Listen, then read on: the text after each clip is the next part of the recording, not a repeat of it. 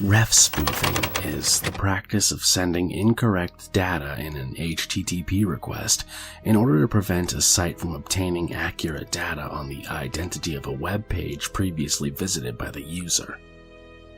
It's a nifty little trick that can be used to access hidden directories on websites and sometimes even find passwords or usernames.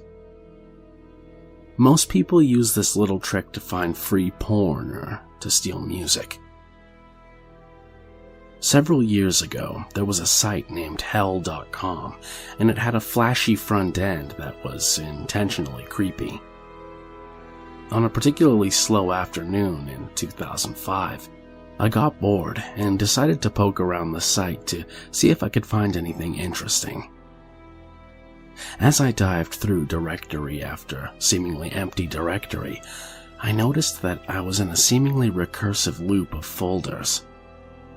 The site was primarily coded in flat HTML and used embed tags to showcase various Flash presentations.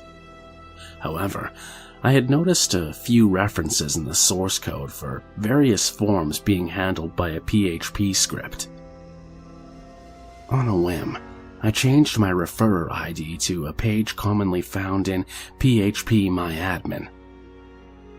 Just like that, the next directory, one I had already been to and found empty, was filled with links to various pages. Most of the pages seemed to be strange avant-garde presentations. Some were videos and others were rather well-designed web pages. Looking back, some of the pages looked a lot like what we now call Web 2.0. In 2005, it looked almost futuristic. As I watched a slideshow set to industrial techno where each slide showed a different children's book that had been photoshopped to have a perverted title, some examples being Goodnight Boob and Everybody Shits, I switched windows to look at the source code. I found an internal link I had seen on a few other pages, but when I clicked it before, I was redirected to another random page. In fact, that was how I had landed where I was at. I had my referrer ID locked on that phpMyAdmin page, so I reset my referrer and clicked the link as if I had just come from the page I was on. It was a blank white page with a .htaccess login prompt. I was prepared for this one. I loaded up a brute force application and began submitting random usernames and passwords while I got up and went to the corner store for a soda. I hadn't made much progress with the brute force in the short time I was gone, so I went to pester my roommate for a while. A few hours later, I returned to find the attack had been a success and I had landed on the front page of the real site. Everything I had found up to this point had been a smokescreen put up to confuse and entice visitors into thinking the site itself to be mysterious or supernatural. The truth was almost as interesting. The site itself was a collective of artists, musicians, and filmmakers who came together to work on high-concept projects. I recognized a couple of names from the members' directory almost immediately. Darren Aronofsky and Brian Werner.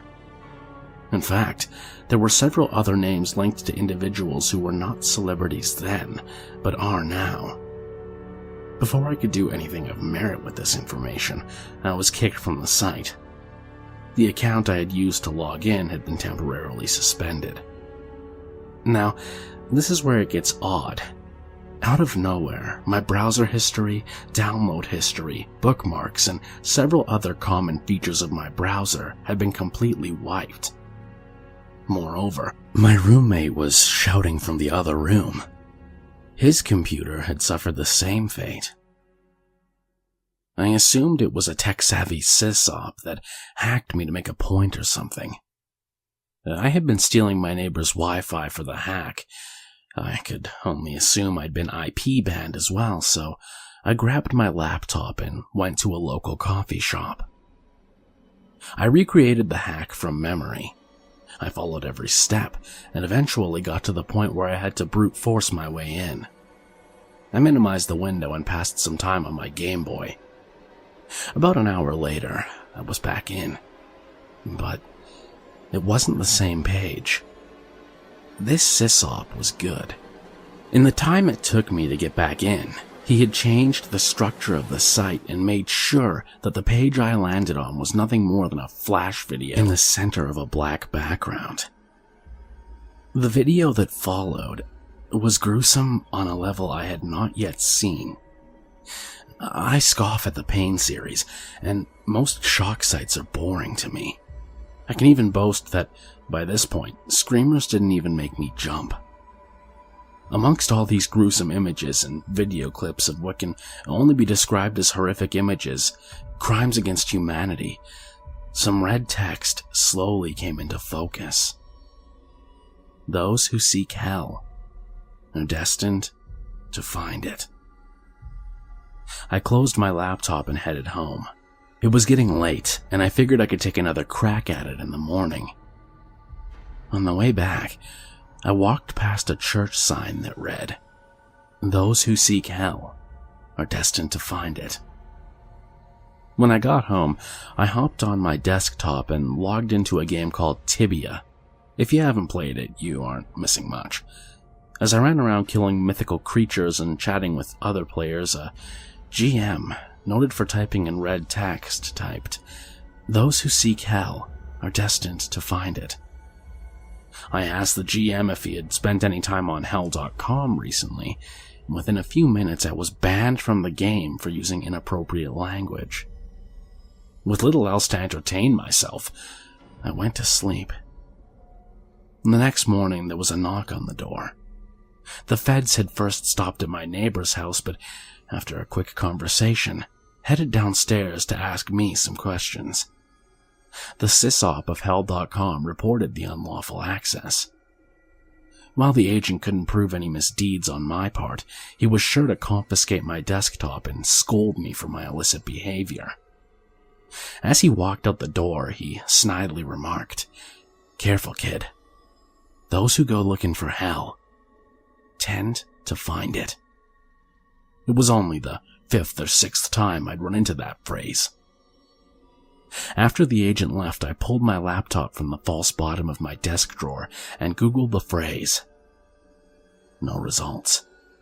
You could Google it now and find all sorts of references, but on that day, at that time, it returned no results.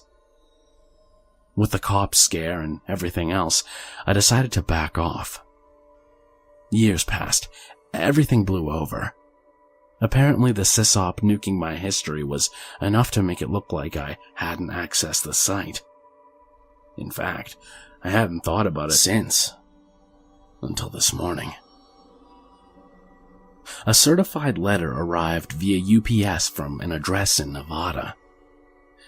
Inside was a letter with a single phrase written in red. Those who seek hell are destined to find it. I've moved 6 times since then. None of the utilities are in my name. Heck, I haven't received any mail with this address in my name since I moved here. This guy is good. Oh yeah, one more thing. On the bottom of the letter it was signed LCF. The PS read, "See you soon."